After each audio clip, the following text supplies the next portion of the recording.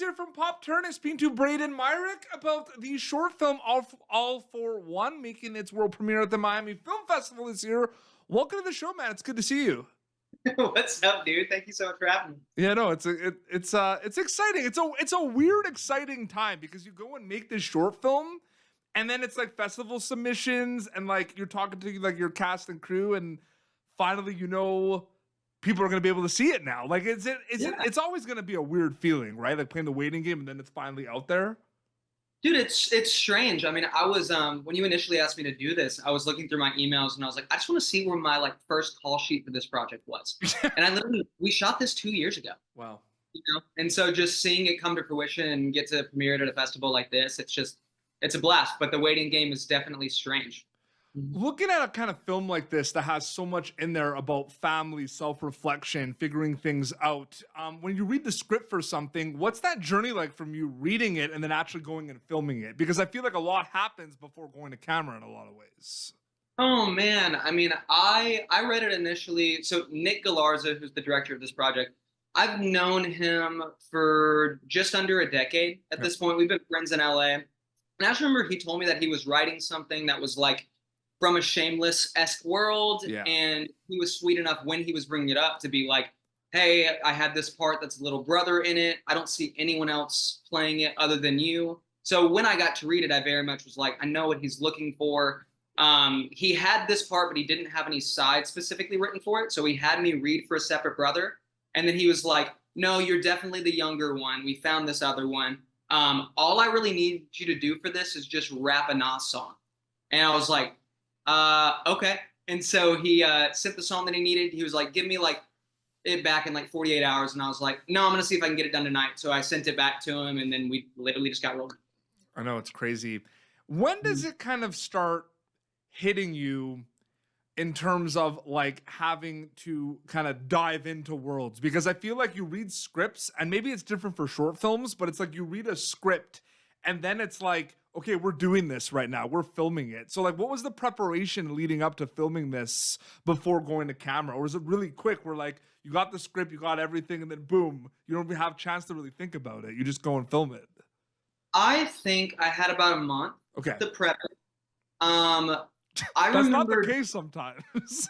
no, I got really fortunate. I think it got backed up just because of scheduling conflicts with the guys, meaning the other brothers specifically. But I remember talking to Nick when we did the initial table read, and he told me, just given my background in the world that he was trying to put this in, he was like, "The big struggle for you is that you're an articulate dude." Mm, So he was like, "This reads a little bit more street. I want to feel like these guys live in the hood in LA." yeah.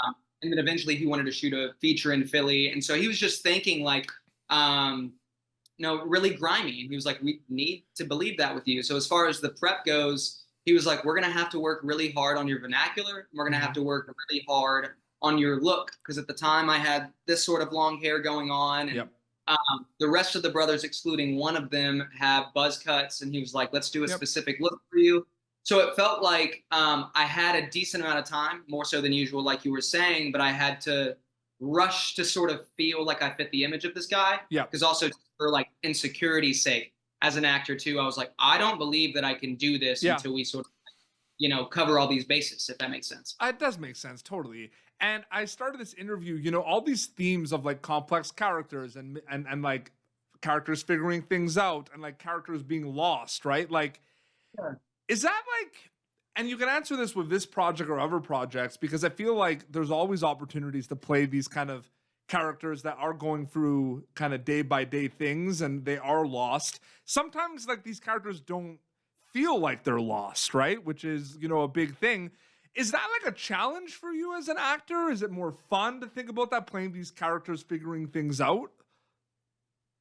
I like the coming of age thing a Yeah. lot. I Mhm. think also just I'm 27, so as a dude in my mid 20s, I'm even just going through a lot of internal shifts right now. That's like, who the hell am I, and like, what does it mean to Yeah. be an adult, especially in this world now? I just feel like sometimes it's really hard to exist. So just figuring out what you want to do with that.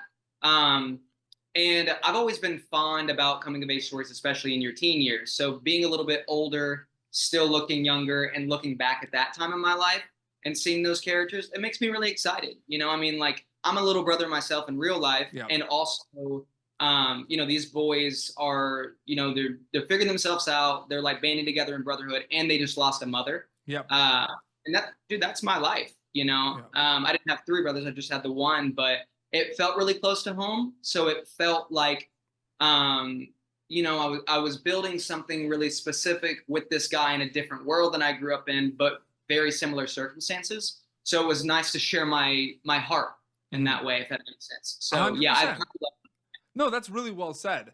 And I wanted to kind of talk it back to, you know, the director. This is a really important project for your director, and there's a lot of conversations that happen.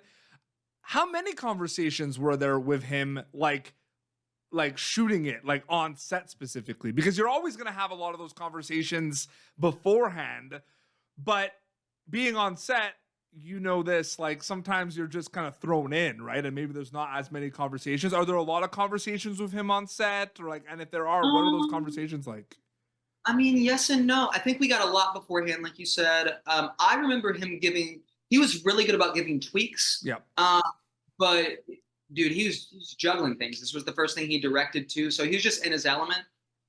So I, as an actor, tried to be of the mindset when we're rolling or we're getting ready to do the thing, I'm in my world and I'm connecting with the other actors. I'm not being a burden to him. You know, like at this point, I'm a puzzle piece, and let him use me as a tool, and trust that if he wants something, I'm serving him at the end of the day. Like I'm keeping my mouth shut and doing my job. When I hear something, I'll adjust, but you know, this is all serving his material. And as far as what he gave on the day, it was little things. He really trusted us. Like I told you earlier, with our relationship, as far as history goes, he knew me really well. So he told me a lot beforehand, and then was just like, you got this as we're moving through it. I feel like he spoke when necessary. He didn't get anything too confusing. For this project specifically, what's going through your mind when you wrap this project? Because depending on some projects, depending on, you know, the subject matter, the length of the shoot, there's a lot of different kind of mindsets. You might be really tired, or you're like, great, I need a break. You might be very pumped and motivated and about the special thing, like craft-wise, you guys put together. You might be like, all right, let's do the next one. Like, what are you feeling like after wrapping all for one, basically? At that time, I think all of it. I think I was like, all the above. I was exhausted. I was exhausted because it was fast. You're gonna go through all my options now. I know. Exhausted. Okay. I wanted to do another project. I'll keep it simple. So what I felt was I was exhausted because it was a whirlwind of things, and I put a lot of pressure on myself to like give it everything I've got in general. So when something ends, it's like, you know, all the thoughts of the things you wish you would have done, and then all the work you put into it being like, cool, proud of myself. At the time, I also was getting ready to go to London a few weeks later to go to school. So it was like, finish this project, then hop into theater brain mode and get ready for a whole new thing. So it was like finishing the thing, being really proud, but it's short-lived. So the cool thing about, you know, getting ready for a festival like this is all of those memories come up. I was listening to my playlist today and was like, going through all of that stuff, like, oh, cool, this is awesome to kind of re-enter this space for a minute, if that makes sense. The life of an actor, there's like a lot of misconceptions. First, I think the biggest misconception is like people think you all know what's going on all the time, which could like... but, opposite. But like, it's interesting because it's like, I love what you just said, man, because the life of an actor is that kind of on to the next, like what's the next project, until... it's not on to the next, right? Until you get into a festival or it gets a release, right? And it's like, you're back. You know what I mean? That's so interesting to think about. Yeah, you're just hopping around constantly, kind of just rolling with the wind. You sort of have to. Yeah, absolutely. And it's exciting because people can be able to see this. It's this weekend it's going to be premiering, right? At the festival? Oh, dude, tomorrow morning. That's great. You just literally just solidified that I have to get this up tonight. Hey, zero pressure. That was so strategic. I just had it in the back of my head. I just wanted to screw you. You like did a pause. You were like, tomorrow morning. It's like, I got to get this out. No, but at some point, but it's exciting about it because it's premiering at the Miami Film Festival. It's awesome. People are going to be able to check that out. I'll put all the links, but eventually there's going to be other opportunities for people to check it out, which I I'm happy we're doing this interview about it. You know what I mean? Yeah, me too, man. Seriously, it means the world. Of course, So, man. Brayden, thank you so much for your time, man. It was so great chatting with you, dude. absolutely, man. Thank you. Have Yeah, a great no night. worries. Okay, so very quickly, there's a website for the movie that they could check out.